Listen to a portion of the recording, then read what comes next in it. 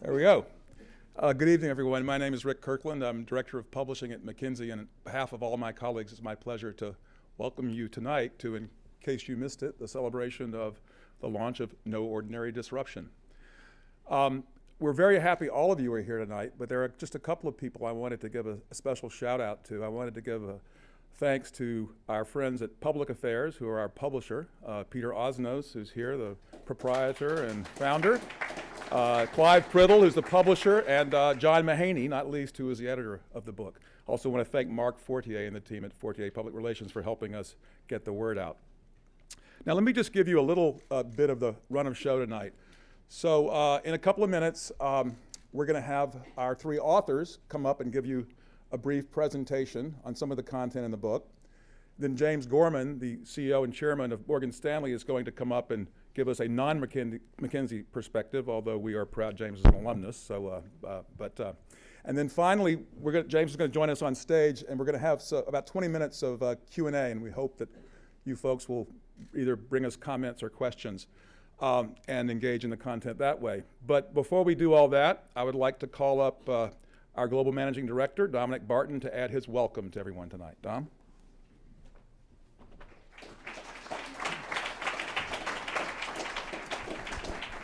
Thank you very much, Rick. And I also just want to thank all of you for coming this evening on behalf of McKinsey. We really appreciate you all being here. I wanted to say a couple of words. I think we'll hear more about the book and resetting our intuition and so forth later on in the panel and discussion. But I also just want to mention it's also the 25th anniversary of the Global Institute. The Global Institute was started in 1990 by sort of a renegade group of McKinsey directors, Ted Hall, Ken Omai, Herb Hensler, a young associate named Deanna Farrell. And their view was that we needed to bring more micro thinking to macro issues. If we have a perspective based on work we're doing with many, many businesses around the world, could we not bring that thinking and apply it to a macro view? And we realized in doing that, we probably do need some shepherding and oversight. So we had Bob Solo and actually Martin Bailey, who's here tonight. It's been, I think it was, Martin, you said it was 1992 when you started out. I first met you in Korea when you were also doing the service sector productivity work, which was actually done just before the election of a president, which they then used as a blueprint on that. So again, it's an anniversary of a group, I think, of renegades who built something. And again, one of the most important elements of what they wanted to do at the Global Institute is it had to have nothing to do with client work. It has nothing to do with client. We just have to have perspectives as part of our mission to make a difference, that we should lay out perspectives that we see independently in what's happening in the world from that micro view as we move ahead. And they broadened it from productivity and capital markets to getting into some socioeconomic issues like obesity, housing, and so forth in the system. The three leaders of the group are here tonight and are the co-authors, Richard Dobbs, Jonathan Wetzel, and James Manyika. And the three of them fulfill still that original group independence and feistiness. I thought I'd at least be able to have some influence in terms of what the agenda was, and I realized within 2 months there was not going to be none of that. It's whatever they decide they want to write about is what they tend to write about, and the good thing is it's always very good. So again, thank you so much for coming this evening, and look forward to hearing from the authors. And thanks you again, James, for being here as well. Look forward to the session. Rick.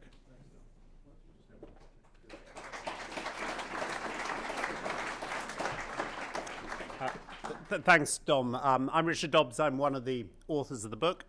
And I'm afraid I want to start this evening with some bad news. Bad news for all of us here. Bad news for us as decision makers. We have a lot of intuition that we've built up over our business careers, our lives, about how the world works. And that intuition underpins a lot of the decisions we make. Unfortunately, much of that intuition could actually be wrong. And the reason is the global economy is currently facing 4 major disruptions. Each one of these disruptive forces are larger than anything we have ever seen in the history of the global economy. And we have all 4 of them colliding at the same time, such the intuition about how the world works could be wrong. And that means that the decisions we make as business leaders, the decisions we make as investors, the decision we make in terms of our family, in terms of how we think about our investing, could well get us to the wrong answer. So part of what we're trying to do with this research is to present a view about how we have to reset our intuition about how the world's going to be different.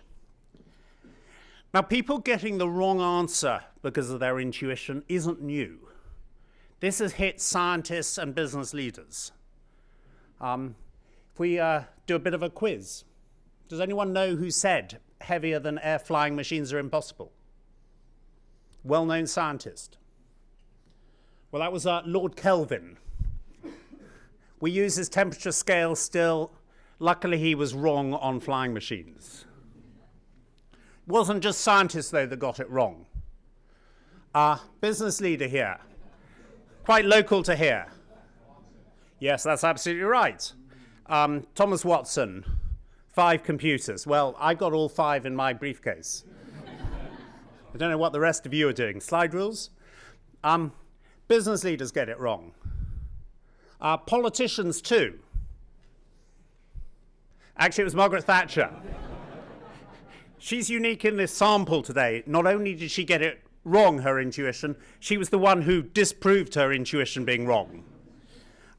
So, you know, the political leaders relied on their intuition about how the world worked and got to the wrong answer. And how about this spot? A forecast on telephones out by a factor of 100. Yeah, you all know that was us.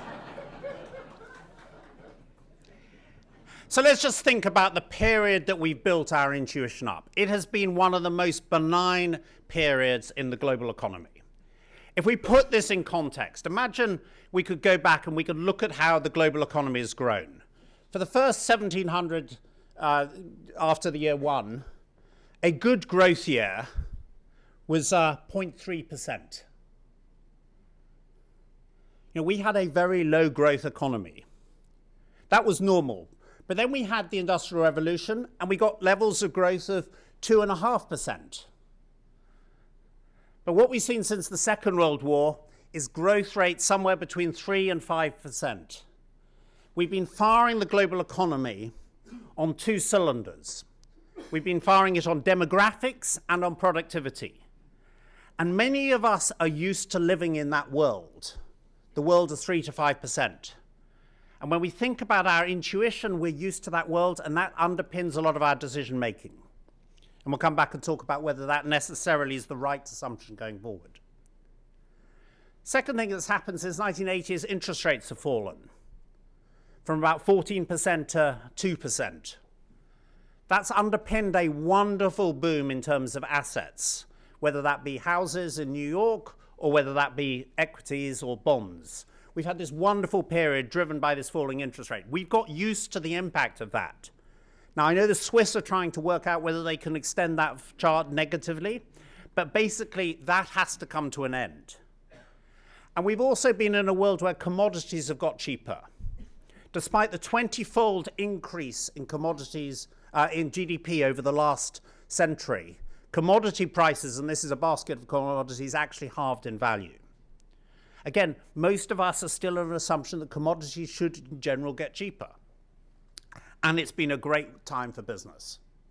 This is some work that is currently underway, and as you can see, businesses have done very well. Their profitability, pre-tax EBITDA, has grown faster than the global economy. And when you get to the right-hand side and look at actually the net income of corporations, it's grown substantially faster, 70% faster than the global economy. Huge period for business in terms of profitability. Again, implicit in our assumptions is this world that we've grown up in. Now we're seeing this world being disrupted by four big forces. None of these forces are new. The challenge we all have is the speed and scale and second-order effects that come from these disruptions.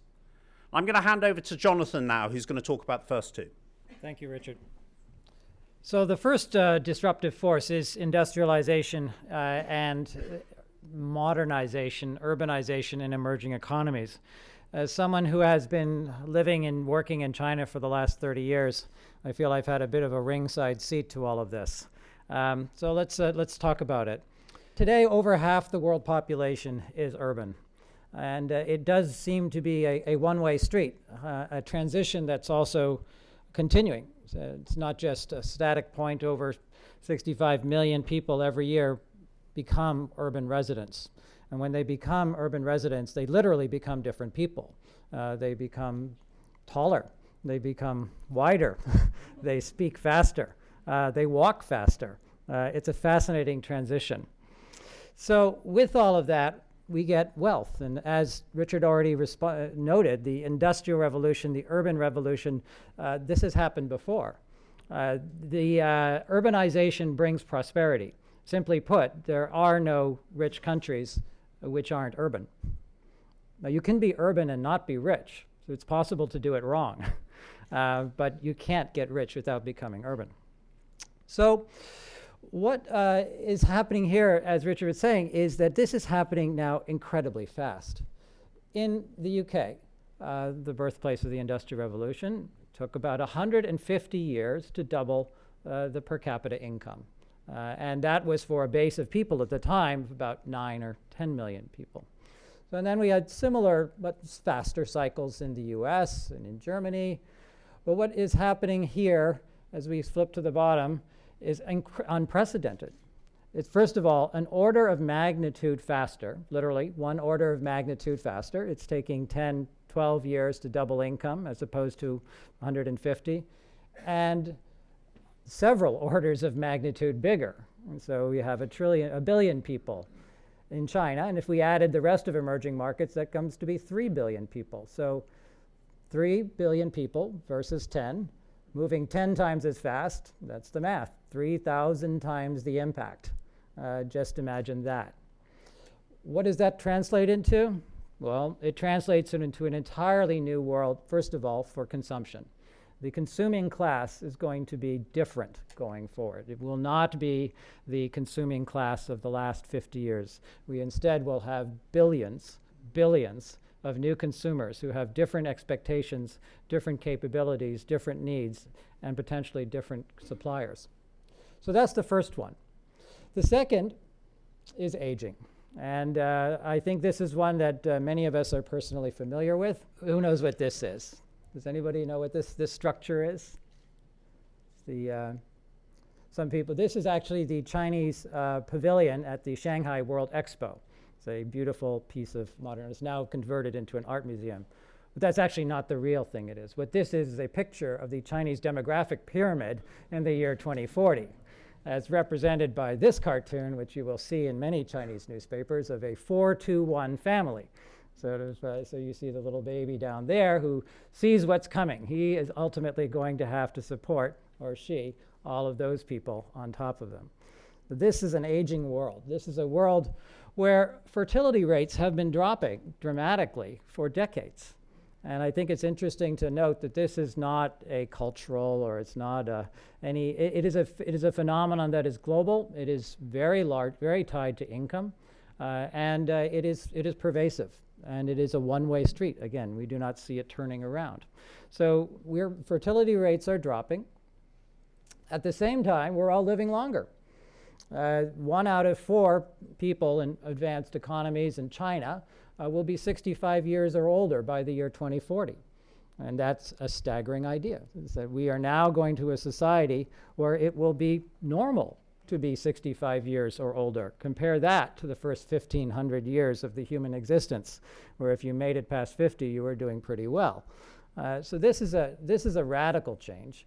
And with that, the implications for the workforce are also equally radical. So here we see in these rapidly silvering countries, these are the populations that work today, and these are the populations that work tomorrow. As you can see, in a place like China, we're already at the point where we can say there will be 150 million people less in the workforce. That is a staggering thought. We always thought that China would depend on low-cost labor, on more urbanization. Not so. So there will be fewer people there. What is the implications of all of that? Well, as Richard noted, the last 50 years of growth have been equally composed of population growth and productivity growth. If we want to continue that, we're going to have to do a lot better on the productivity. The population growth is going to be close to zero. And if we only have the productivity growth that we've had for the last 50 years, we better get comfortable with a lower rate of growth. A good friend of mine, when referring to the pension issue, said, well, there are basically three choices here. Work harder, live shorter, or reset your expectations.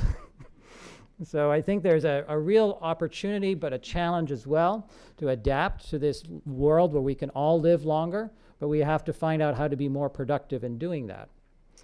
What does this add up to when we step back and say, how does the world change? Well, sometimes we've been considered a little bit short-term in our thinking, so we went back 2,000 years. And we tried to map the economic center of the world. And about 1,500 years ago, year 1 to year 1,500, it was somewhere between China and India. And this map sort of represents the weighted average distribution. And for 1,500 years, from year 1 to year 1,500, as Richard showed, not much changed. I mean, there were crusades, and there was famine and plague, but there was actually not much fundamental change. And then on about 1,500, the journey started. And the journey started to go a little bit north. And then all of a sudden, it went hard left out to Iceland and over to North America. And that reflects the impact of the Industrial Revolution and urbanization. So in about 300 years, well, 400 years, from 1500 to 1950, the center of the world's economy moved left and north. What's been happening now? Well, here we go. We're turning back. And it's coming back to Novaya Zemlya, and ultimately we'll return to the center of the world in Kazakhstan. And that reflects not only productivity growth and urbanization, but also aging. Because you think about where are people, where is still the youthful parts of the world? It's actually in the south. That's the southern pole. That is the influence of Africa and the Middle East. So a new world of markets for consumers, a new world for the workforce, and of course, a very new world for all of us when we look at the third force. And let me ask James to take over here, and we'll talk a bit about technology. Thank you, Jonathan. I guess I'm the good news part of this. So one of the things that's been tremendously exciting about what's happening in the world economy is actually the rate of technological progress that we've made. And it truly is quite astounding. I think it's, however you look at it, if you want to look at, for example, we're going to start here with the, if you like, the communications part of this. And you can see the rate at which the introduction of these technologies just speeded up over time.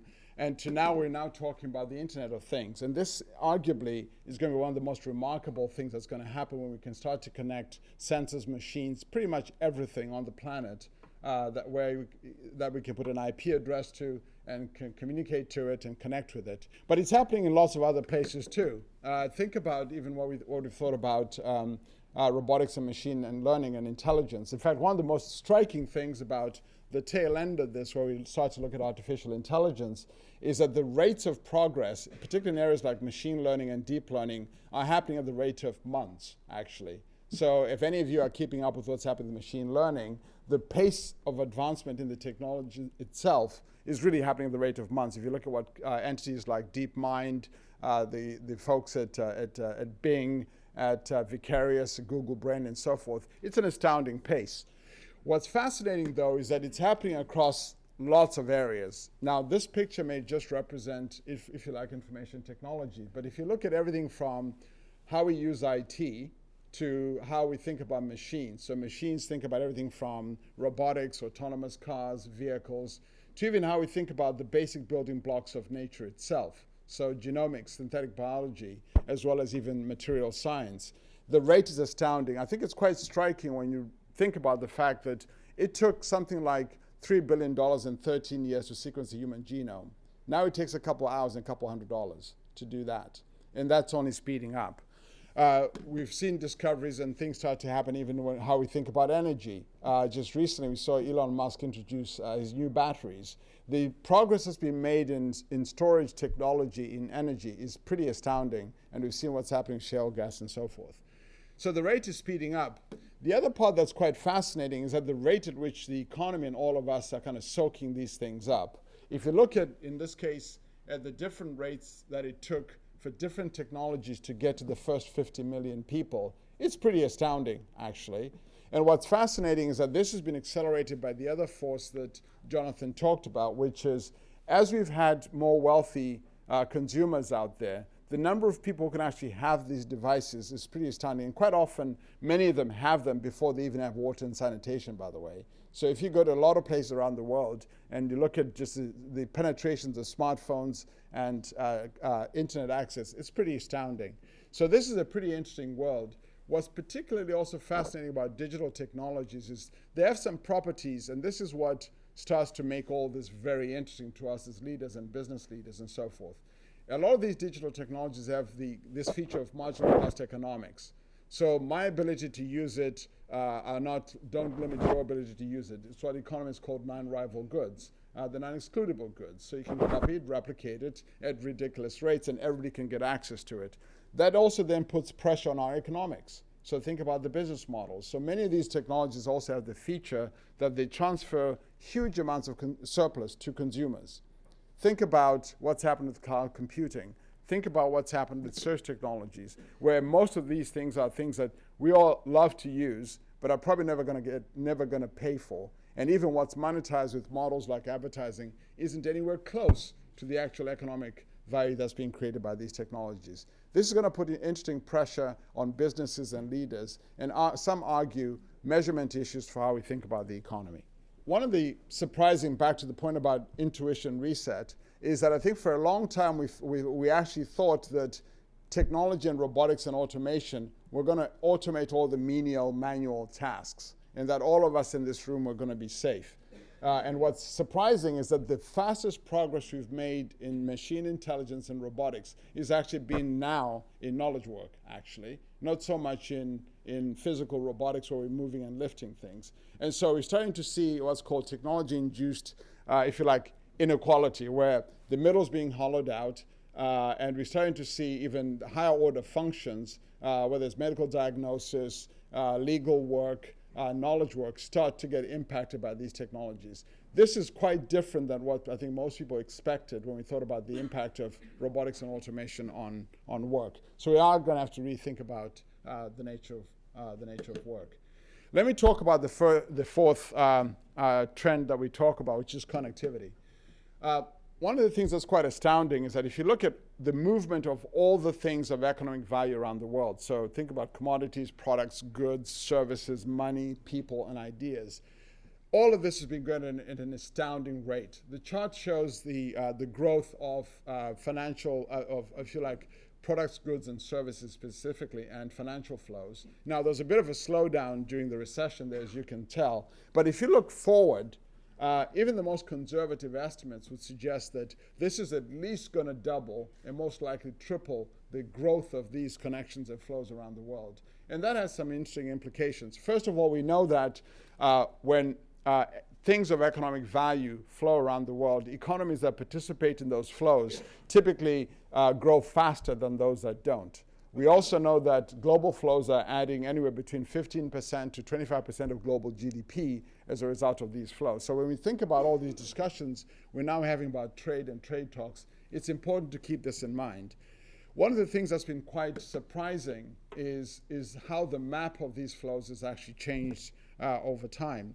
And here we show just one of those flows and look at the picture, the way it looked in a previous period and what it looks like in 2013. The punchline basically is that if you look at all these flows, and if you had looked at these, say, 20 years ago, you would have found them dominated by a few large countries and a few large companies. If you look now, they're much, much more diverse. Many more countries are participating, and many more types of companies are participating. So, for example, emerging countries now make up 40% of all the global flows. And by the way, 60% of those flows that emerging countries participate in, they're actually out with each other. They're not with the advanced economies. So you now have these south-to-south flows where they participate. You even see small, medium-sized businesses participate more directly. You see, in some cases, cities participate more directly. So the map of these kind of connections and flows is quite different and actually is counter to what our intuition has been. The other part that's been quite surprising is this picture. So for a very long time, most of these flows were dominated by what you might call labor-intensive flows, and then secondarily, capital-intensive flows. Now, a couple of years ago, for the first time, knowledge-intensive flows are now bigger in terms of value than labor-intensive, than even capital-intensive flows. Now, of course, no surprise, the knowledge-intensive flows are mostly dominated, as you can see in the black, by advanced economies. But look at the country that's the second largest, and it's China. So we're starting to have to rethink our intuition about, what is valuable in the global economy when things flow around. I think the old world, when in fact we thought about these things as mostly labor-intensive flows and companies going around the world mostly looking for cheap labor, I think is no longer really the case. This is one of the ways we're going to have to rethink, reset our intuition. Let me pass back to Richard to start to draw some concluding thoughts. So what does it mean to live in this world, and how does it take, how do you need to react to it? Well, here are a few thoughts. The first point is this is happening already. You remember the chart I showed to begin with, how commodity prices over 100 years had fallen? This is what has happened since then. As we've gone from 1 billion consumers to 2 billion, we've already seen the impact in commodity prices. This is already underway. The interconnectivity that James talked about, the flows, is resulting in increased volatility. As correlation goes up, volatility will go up. And you can see this, the number of 3 standard deviation days in terms of this. So what does this terms of mean? Well, we think there are 3 attributes of winners in terms of this new world. Winners in terms of companies, winners also in terms of individuals. The first attribute is to actually be externally focused. The self-driving car in 2004 had done 7 miles. The Google self-driving car has already now done 700,000 miles, with 1 accident when someone drove into the back of it. Think about the consequences of this. Think about the consequences about where you live. If you could get up in the morning and get in the car and have the car drive you to work. Think about what the Uber service would be like. Think about why you would ever own your own car. Why wouldn't you always have a car pooled where it just turns up from a carpool to be available? For those of you who have to have heart transplants at some point, think about the consequences for this. These self-driving cars are going to have a huge saving in terms of the number of people dying in road accidents. Does mean that the traditional source of heart transplants will not be available. So either do your heart transplant now or wait until we can 3D print it. There's a window in the middle where it may be a bit difficult. So we think the winners are going to be people who spend time looking outside, understanding how the world's going to change, and taking that idea back in. It is surprising to us how many companies are still internally focused. Look at the executive team, how much time they spend talking about the internal politics rather than understanding how the world's going to change. First attribute of the winners are the externally focused. The second attribute is going to be agility and low cost. India has a space program. Some people might be surprised by this. India actually put a satellite, an orbiter, around Mars. 4th space program to have done that. But what is really staggering is they did it for $75 million. Put that in context, Gravity cost $80 million to make. The Indians did a real orbiter around Mars for less than the cost of gravity. The last time someone bought an orbiter from an American provider, it cost 10 times more than the Indians paid.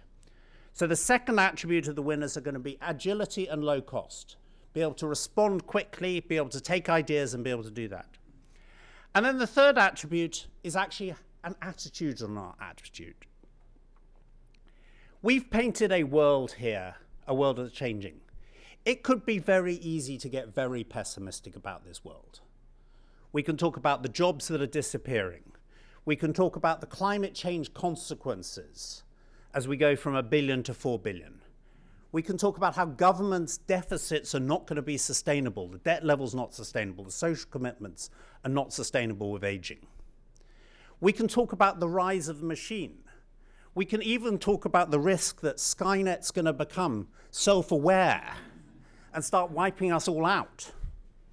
So you can get a pessimistic view of this world. But we actually think the winners are going to be the ones who actually see beyond that and see that the opportunities are there. This is a world that has already taken 700 million people out of poverty through urbanization. That's saving over 20 million lives a year, more than we've had from the eradication of smallpox through the eradication of the poverty reduction. This is a world where, for people who are selling products, you can now sell to 4 billion people rather than 1 billion.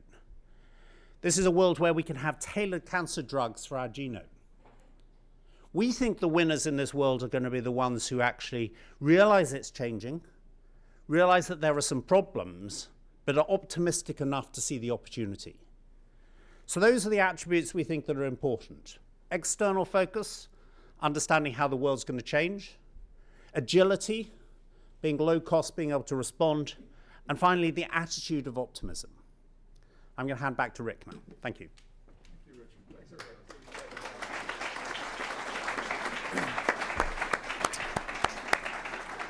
So you've heard from our authors, and it's now my pleasure to invite James Gorman to come up and tell us what we missed, or to tell us what he would emphasize. So the Chairman and CEO of Morgan Stanley, James.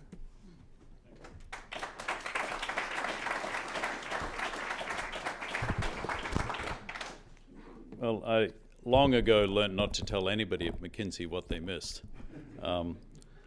particularly those of you who were my boss in previous generations. I see Carter Bales here, who I had the great pleasure of working for about 10 years. I want to thank Dominic for having me. It's a delight. And Vic, of course, my old friend now running the Americas, and several other colleagues here. I know why I was selected for this, having listened to the 4 themes and read about them, as my family came from the outback in Australia to now I'm sitting in New York. So I'm obviously a product of urbanization in the extreme and globalization.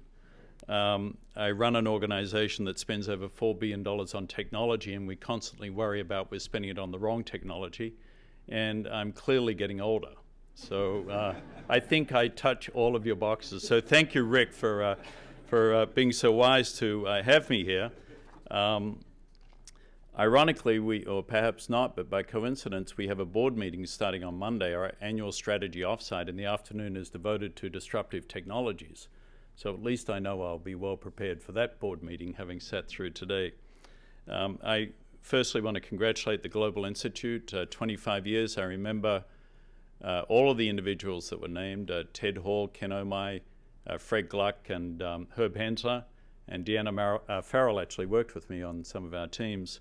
And then I was a third-year associate at McKinsey here in New York. And basically, they were a bunch of people who were too smart that we had to get them to another building. And that's what they did. And now it's evolved into the kind of quality work that you've seen and the provocative thinking.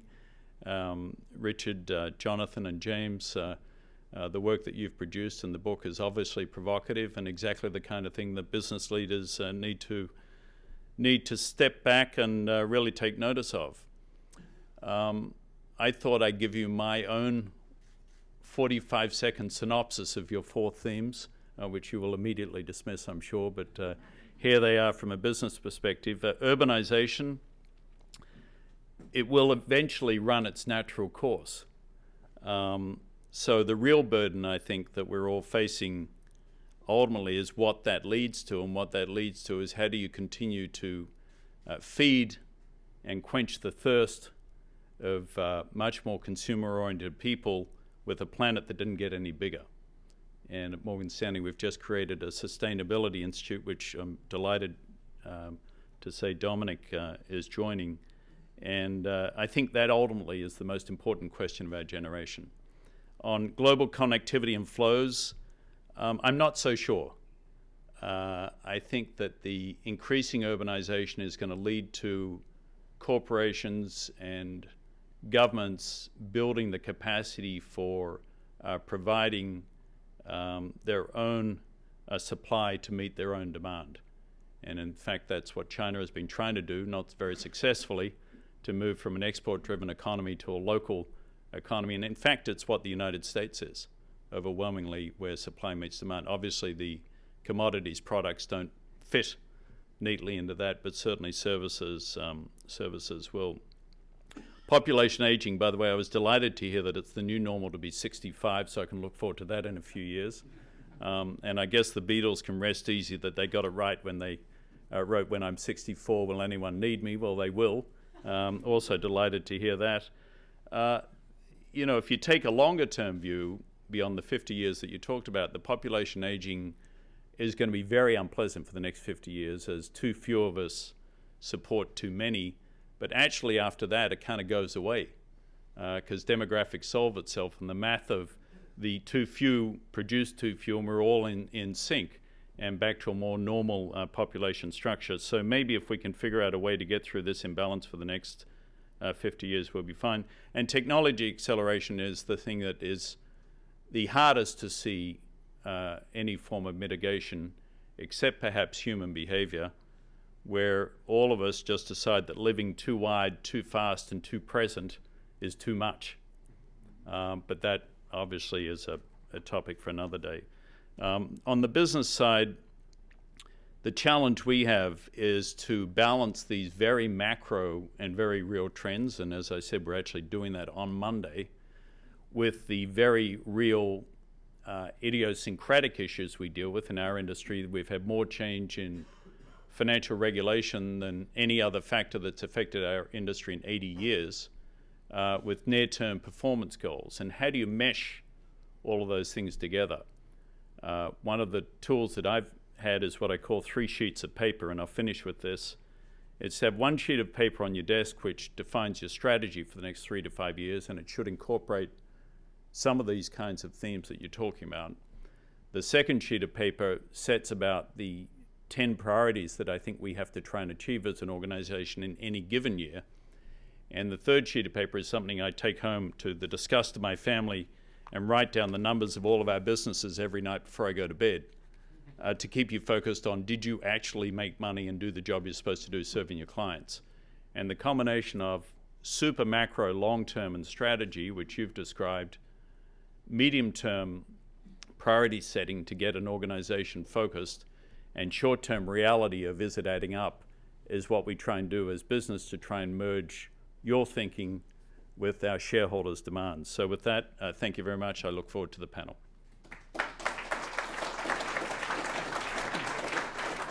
Kind of picking up on what James said, that great pundit Yogi Berra used to say, observe the future ain't what it used to be. And so one of the things I think our forces are the right forces, but the question I think that sort of James is putting his finger on is you must have debated this. What are the discontinuities that you think about that might challenge how these things unroll? Richard, why don't you start, and let's just go around the room. I think the challenge of a lot of these things is they're happening at a speed that our political and social systems are struggling to keep up. So, you mentioned climate change. We can do steps to deal with climate change, but the ability for us to be able to address that at a global political level. We talk about some of these changes that are happening, that jobs are now disappearing in terms of in people's lives. People are having to retrain in lives. It was much easier in the British Industrial Revolution, where it took 150 years. You could train the next generation up. So I think that one of the biggest discontinuities we have to manage is whether our social and political systems are moving fast enough for some of these types of changes that are happening. James, you pick up on that? Well, the one thing I would add is that I think some of these changes are actually forcing us to ask new questions. So never mind keeping up, they're actually new questions. So new questions about how do we think about where we've got artificial intelligences that we now need to think about new product liability questions. What happens if the Google car runs over somebody? Who's liable? What happens when in fact we actually have to deal with some of the moral choices that these technologies are going to have to make? What happens in fact when we can start to synthesize human parts and body parts and stuff? So I think there's a whole host of new questions that we don't have sort of institutions and mechanisms to think through. And just, Jonathan, one last thing for you, and I want to invite the audience to join. Just, you mentioned you spent much of your career in China, which is, as your data showed, a fascinating example of having to deal with change and pace and scale. So there's a lot of debate now. You just showed us China's getting older. So what's the scenario in China? Is it suddenly, is the story over? Is it a different story? How do you look at China over the next 20 years? And how long should we go for this? Take I'm pretty sure no, I could give me spend give me your 60. You know, Jonathan's done a book, The 1 Hour China. So give me the 60-second China. Well, I think that the story is far from over. The reality is China is now catching up to the challenges that everywhere else in the world has. And so these issues around aging, the implications of being more open as a society, the opportunities to deploy technology and the dislocations, these are not questions that China would have necessarily asked itself 20 or 30 years ago. But today it has, and it will, and the answers that it comes up with, and if we can characterize something as broad as China as a single place, but those answers will determine the productivity of the country and its, in the Chinese language, the harmonious society that it aspires to build. And so I think there are, as my colleagues, as Richard and James say, our ability to address, to be agile, to be optimistic, to seek out those answers, that will condition the relative level of success that we have in continuing this growth. Foretellers should be great investors. So can you tell us, given your superior knowledge of what's coming down the pike, how you may have changed your personal investment approaches? You're asking that question of James, right? Just want to make sure. Go ahead. We have a piece of work underway on that. Good answer. But I think a couple of thoughts. First of all, the beta returns that we've grown up with have been surfing the wave of the falling interest rates, the growing corporate profitability, and the global growth. So we've had a great we've grown up with actually a very good set of beta returns, market-based returns. I think as we look going forward, that corporate profitability, and we have some research that we'll be publishing in the next couple of months on this, is going to get squeezed, rise of emerging markets, other stuff. Interest rates are not going to fall any further, and global growth is going to be lower.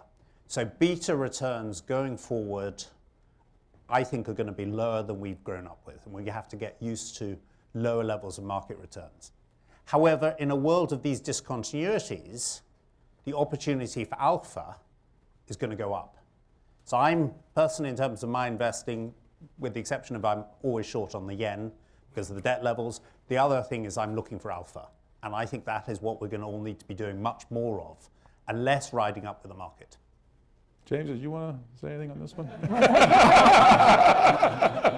Or would you rather take a pass? No, I can't really invest in a whole lot of things, Bernie, unfortunately, but I try and, the markets are not very rational in the short term, medium term, and they're not very thoughtful.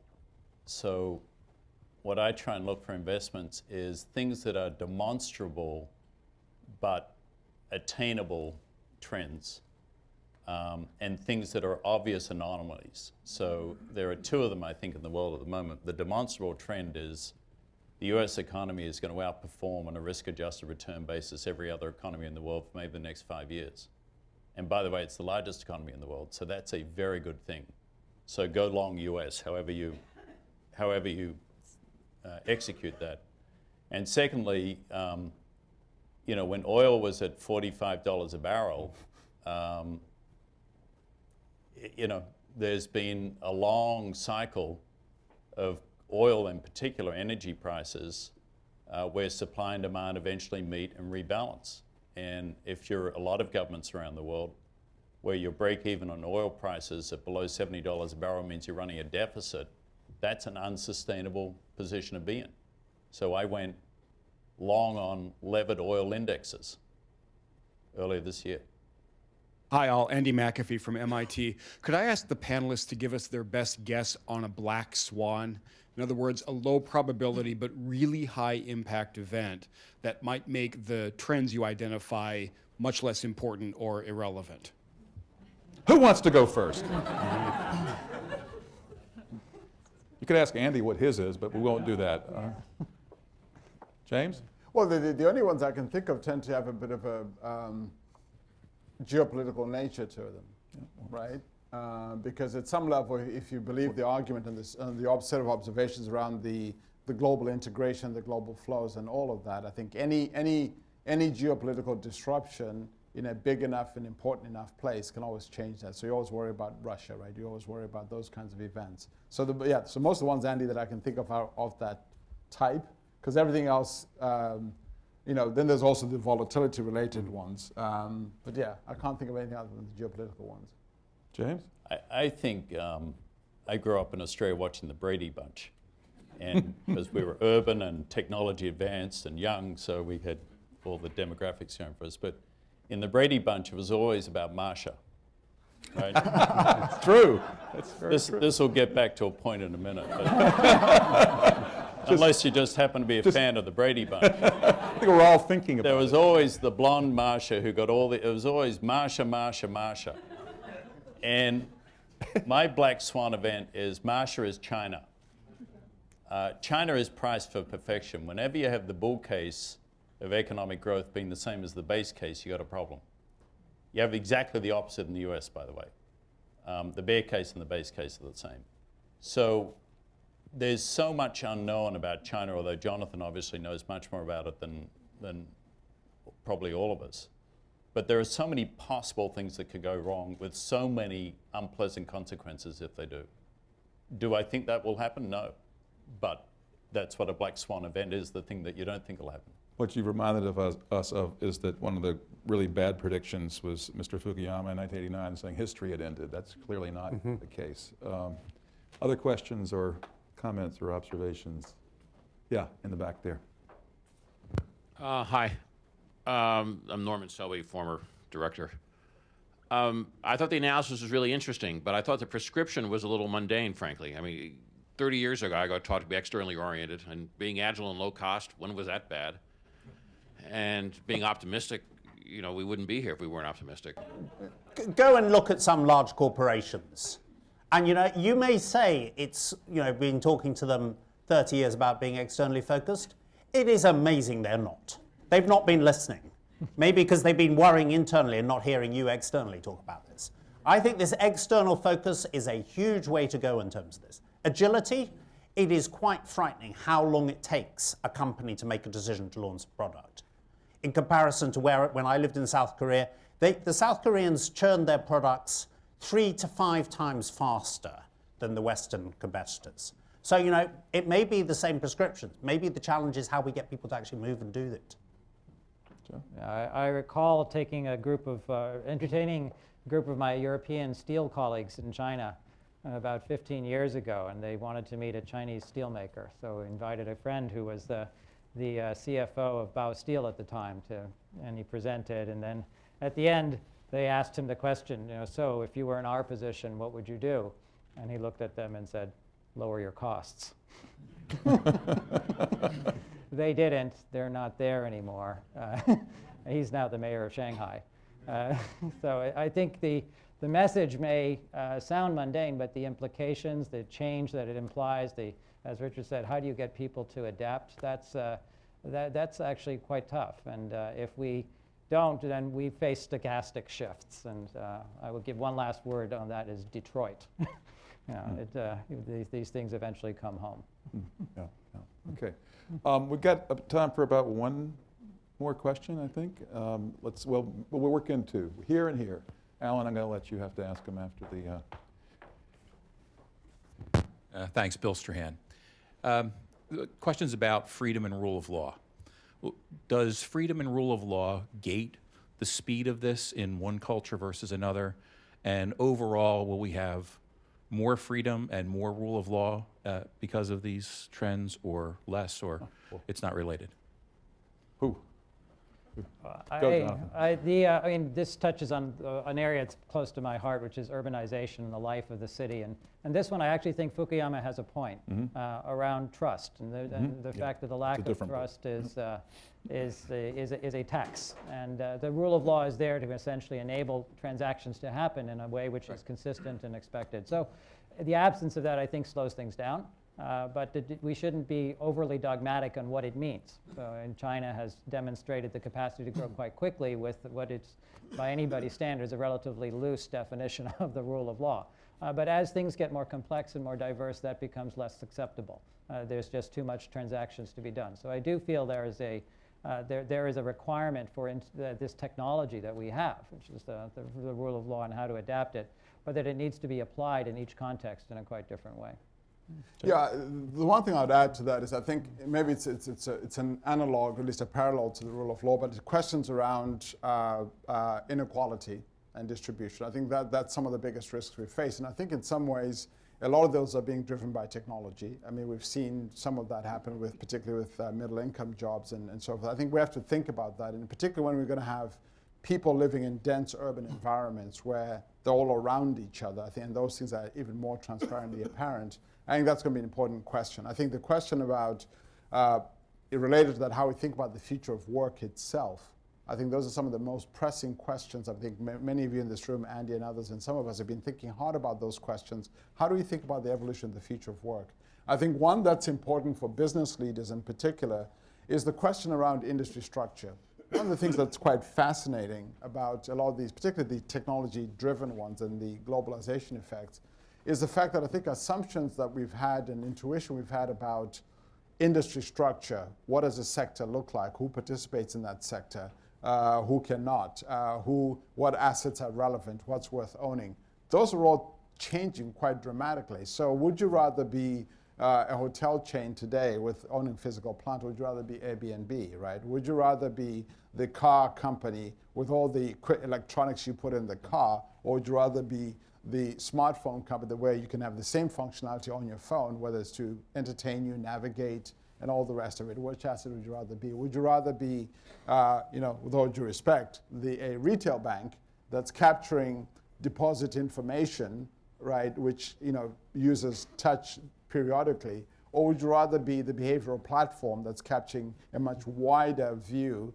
of my financial behavior and where I am and so forth? So I think these are harder questions for companies, I think, to deal with, particularly when you then couple that with the fact that there's a business model question that they're going to have to grapple with. I think it's no accident that you're starting to see banks apply, internet companies apply for banking licenses, Alibaba and others. You're seeing new kinds of car companies emerge, Google and others. And it's part of that phenomenon of disruption. Part of my duties as moderator is to keep us on time, and so I'm sorry, I know you had a question, but you can grab these guys later, because if I don't keep us on time, they won't let me do this again. I'd like to be able to keep doing it. So I'd like to do two things. One, would you please join me in thanking once again our authors and James for their excellent discussion. Thanks a lot. Thank you very much. It was really helpful. And then I'll invite all of you to come up and join us to continue our reception upstairs. And also want to remind you, don't leave without taking your complimentary copy of No Ordinary Disruption. Then go tweet about it, share it with your friends, talk it up, and thank you all for coming out tonight. In payment back.